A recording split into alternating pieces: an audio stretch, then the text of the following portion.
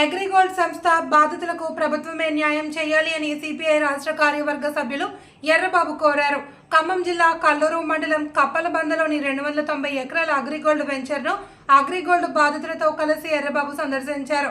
అనంతరం కల్లూరు ఆర్డీఓ కార్యాలయం ముందు ధర్నా చేసి వినతి పత్రం అందజేశారు. ఈ సందర్భంగా తెలంగాణ రాష్ట్ర అగ్రిగోల్డ్ బాధితుల సంఘం రాష్ట్ర ఉపాధ్యక్షురాలు గుడిమెట్ల రజిత అధ్యక్షతన జరిగిన సమావేశంలో ఎర్రబాబు మాట్లాడారు.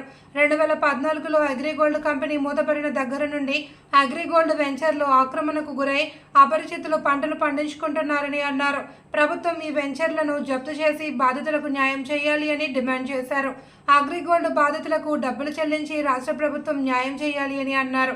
వెంటనే కార్యక్రమంలో తెలంగాణ అగ్రిగోల్డ్ బాధితుల సంఘం రాష్ట్ర కార్యదర్శి గోగుల వెంకటేశ్వర్లు ముదిరాజ్, ఖమ్మం జిల్లా కార్యదర్శి బూరుకొండ రాజు, నాయకులు మైలవరపు లక్ష్మి, కట్ల సతీష్, ప్రకాష్, రాజు, రాజ్కుమారి, కొప్పుల పామనరావు, సైదులు, మురళి, పుష్ప, జాను, రవి, రాయుడు నాగేశ్వరరావు తదితరులు పాల్గొన్నారు.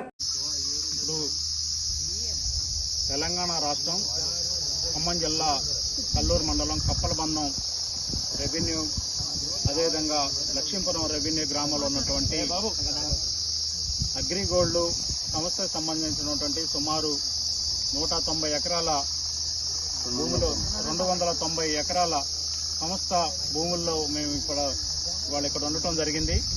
దీనికి సంబంధించి అగ్రిగోల్డ్ ఏజెంట్లు, కస్టమర్లు, బాధితులందరూ కూడా ఈ స్థలంలోకి రావడం జరిగింది.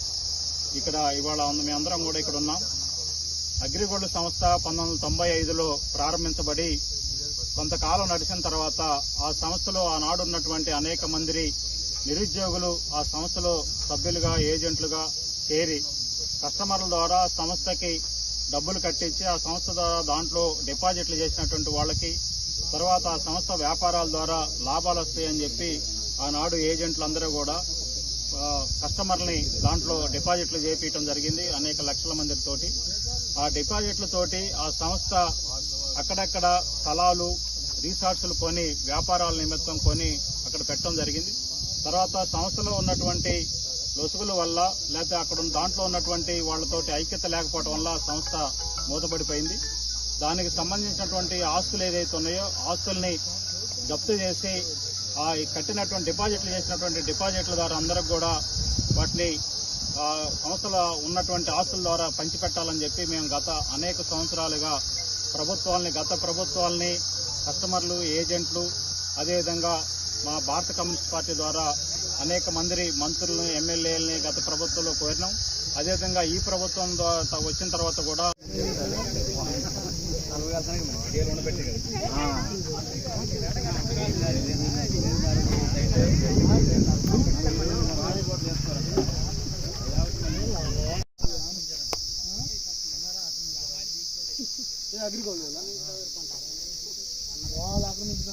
ఆక్రమించాలంటే నందిగాం కన్నా ఆక్రమిస్తారు.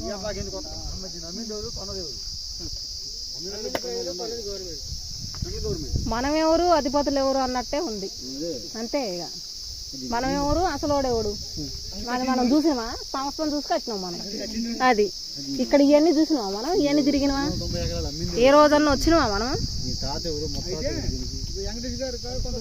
ఏదేమైతే మూసిన తర్వాత అందరూ పామాయిల తోటలు వేసుకుంటున్నారు, జామాయిల తోటలు వేసుకుంటున్నారు, అన్నీ వేసుకొని వాళ్ళ మధ్యలో వాళ్ళు బాగుపడుతున్నారు. నమ్మిన ఏజెంట్లు మాత్రం నట్టేటి ముంచు, వాడు మాత్రం మంచిగా ఎంజాయ్ చేస్తాడు.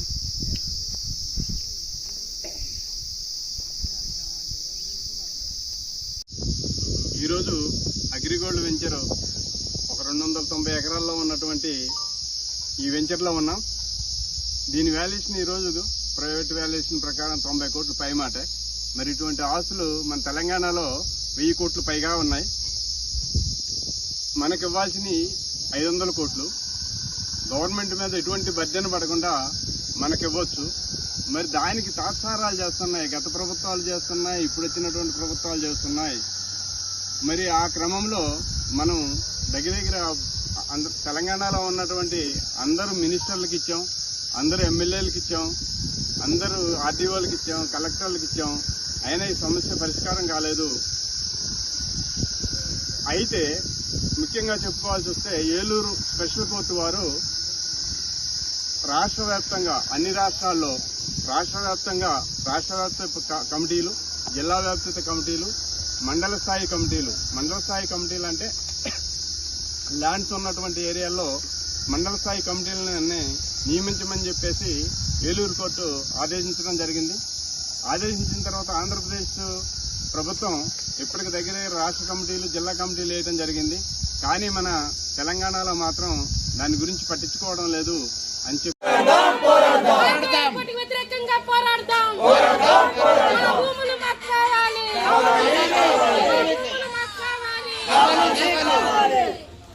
అగ్రిగోల్డ్ రాష్ట్ర కమిటీలను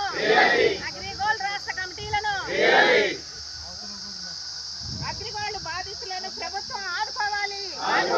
అగ్రిగోల్డ్ బాధితులకు ప్రభుత్వం ఆదుకోవాలి. అగ్రిగోల్డ్